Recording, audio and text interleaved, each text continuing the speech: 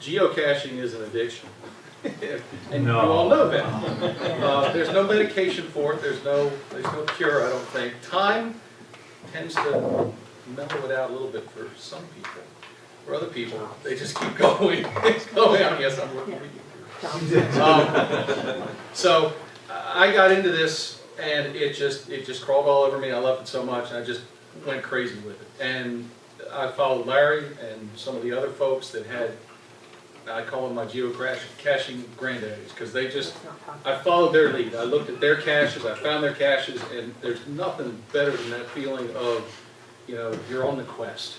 And you finally arrive at the site of the quest, and you have to figure out something to make it work, or you have to just find it. Sometimes, in the case of Larry, all the above.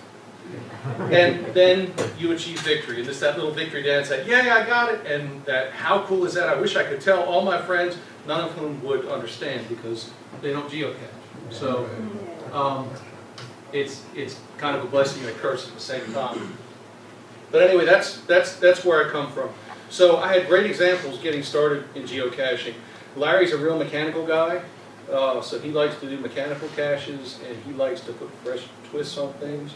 I've done, some of the puzzles of some of you in here, and real innovative new stuff that have really pushed the limits.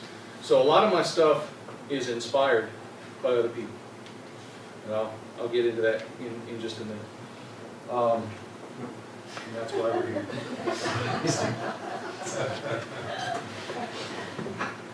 This is where I want to go with this, just real quick.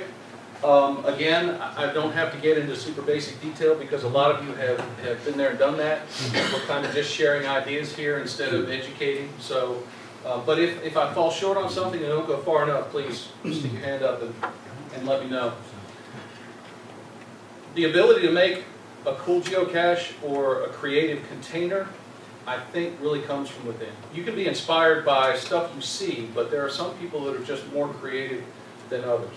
I'm not trying to talk good about me. I'm just saying that there are people that are just naturals at this. Some of them have the ability to follow through and actually make them. Other times, they have to team up with somebody who's more the mechanical end to, put together their heads. There's nothing wrong with that. The cache listing actually allows you to put multiple people on it as far as who owns it, even though there's only one person that the messages will go to back and forth. So Tom and I have one that's listed together that's a puzzle. I included him a little storyline that went along with it, and he actually helped he was my editor. I'll talk more about that later too. So there's nothing wrong with doing that. But I think the creativity comes from within. So if you have it, great. If you don't, find a creative person and team up with them, or shamelessly steal other folks' stuff, which is where online research comes in.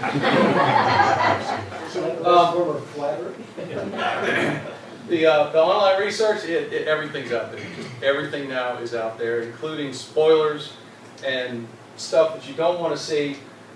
But you can educate yourself that way, and that's, we'll talk a little bit more about that later, but online research, if you can't get out as much as you want to, that's another way to do it. But I really feel like the last point's most important.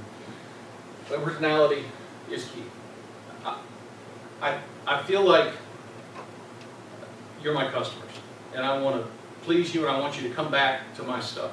And unfortunately, there's no money involved, but I feel like it's my job to serve you as customers. So if I can make it as cool as possible, if I can be as responsive as possible if you have a question, nice and get out there and keep it well maintained, I think that's my duty as a cache owner. I wish more cache owners were that way, because some people never reply. If you have a hint or a question, if there's a maintenance issue, they don't bother with it. Once it's out there, it's out there. They may never come back in 10 years. So I try not to be some of the bad cache owners I've encountered over the years, and I actually try to do the best I can with that. So when Ruth initially asked me to come on up and talk, she's like, maybe you can talk about some of your cool geocaches. And I'm like, great, okay, no problem. And then the next email said, but don't talk about it specifically, because we like to come down and do them.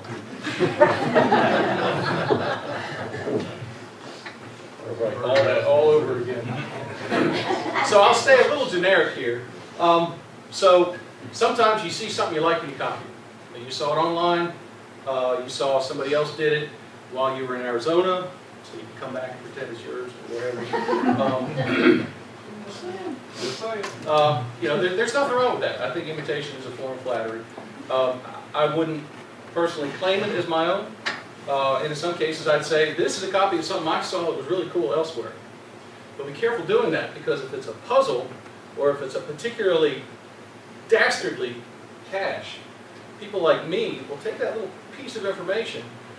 So you saw this while you're on vacation in South Dakota in April.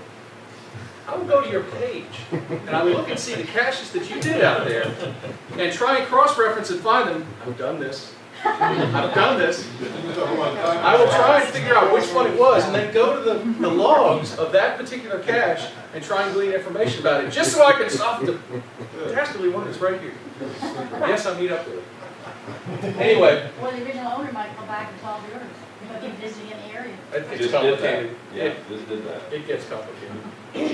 So that's just copy, okay? Copy plus one, I do that a lot. I do that in real life a lot. Somebody has made something. Well, I do a lot of woodworking. I see that, I'm like, I think they fell a little short on this, so if I make that, I'm going to make it this way. There are some caches I've found that were almost perfect, in my opinion. And I thought, I want to put one out like this, but instead, I'm going to use something that's waterproof, or that doesn't float, or is better camouflaged. I never thought about making it look like a magnolia seed pod. Well, I thought about it now. I've seen it. I can do that, or whatever. So that's as bad as a pine cone or a walnut or a golf ball or whatever else. Depends on where you put it. The next thing I call is great, but it got me thinking. I do the cache, or I see it online, a video, I see it on the geocaching.com's cool cache containers section, and I'm like, that's okay, but ooh, that I love that ooh. Now, there's a considerable distance between ooh and here it is in my hand, and sometimes it never happens. And some of these are right here. And some of you have those at home in your garages or bedrooms or car trunks, or maybe just thrown in the backyard. But that's what I go for. That's the creation process. And of course, at the end is original as far as you know. Well, as far as I know, I don't think there's really much brand new that you can do out there.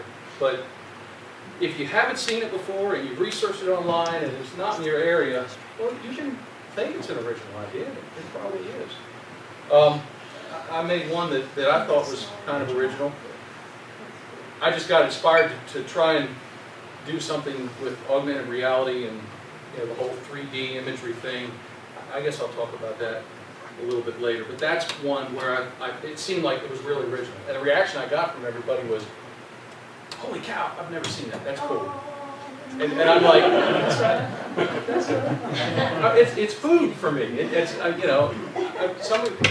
Is everybody here a cache owner? At some point you put stuff out. It feels good to get the logs and the comments back, and it's a reward. It's the little payback.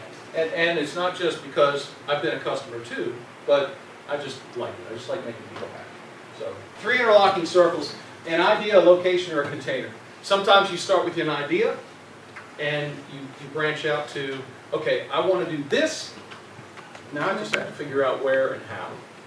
Other times, you suddenly come up with a container, but you're not really sure how to make it work or where to put it. That's exactly where I am with this. This will be a cache, or part of, most likely, a multi or a puzzle. It doesn't work, but I have consultants that can help me do things. And so this is a case of container, but I'm stuck. This is a case of container found laying in the woods. I'm just looking for a good spot, something to stick up one end or the other, hole somewhere that's good for that.